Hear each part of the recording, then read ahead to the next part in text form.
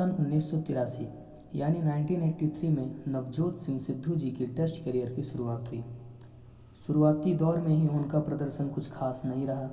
उन्होंने 3 इनिंग्स में मात्र 20 रन बनाए 2 घंटे में। शुरुआती दौर में ही कुछ खास प्रदर्शन न होने के कारण उन्हें इंडियन नेशनल क्रिकेट टीम से ड्रॉप कर दिया गया।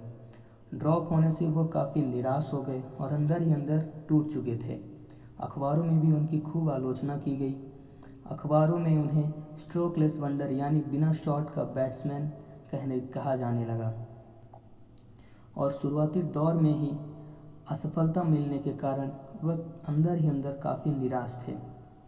फिर एक दिन उनके पिताजी एक अखबार उनके कमरे में छोड़ गए और उसी अखबार में उन्हें स्ट्रोकलेस वंडर कहा गया था।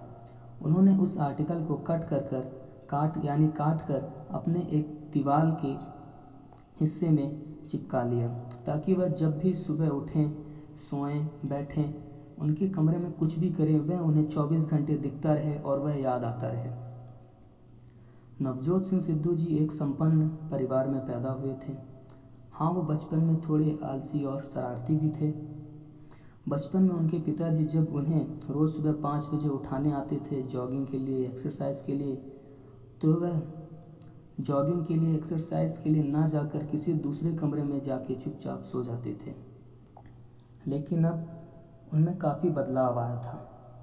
वह रोज़ सुबह 5 बजे खुद से उठकर प्रैक्टिस करने जाते थे और रोज़ प्रैक्टिस में 300 छक्के मारते थे। जब तक वह 300 छक्के नहीं मार लेते थे अपना प्रैक्टिस सेशन ख़त्म नहीं करते थे।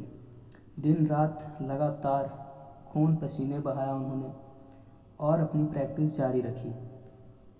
फिर उन्होंने 1987 में अपनी वापसी की। ऑस्ट्रेलिया को आते ही उन्होंने 5 छक्के मारे और उन्होंने पहले 5 वनडे में 5 हाफ सेंचुरियाँ लगाई और ये हाफ सेंचुरी मात्र हाफ सेंचुरी नहीं, आलोचकों के मुंह पे एक करारा जवाब भी था। और इनकी यह कहानी प्रेरणादायक कहानी है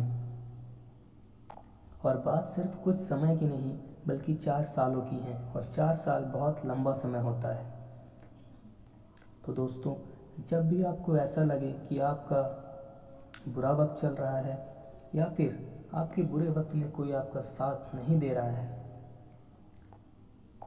तो आपके पास 2 ऑप्शन होते हैं। या तो आप आलोचकों को आलोचना करने दीजिए और चुपचाप बैठ जाइए, या फिर आप उन्हीं आलोचना को नज़रअंदाज करके खामोशी से परिश्रम करिए और उनको एक करारा जवाब अपनी सफलता से दीजिए। तो आशा करते हैं कि आपको यह नवजोत सिंह सिद्धू जी की एक छोटी सी कहानी अच्छी लगी होगी। धन्यवाद। जय हिंद।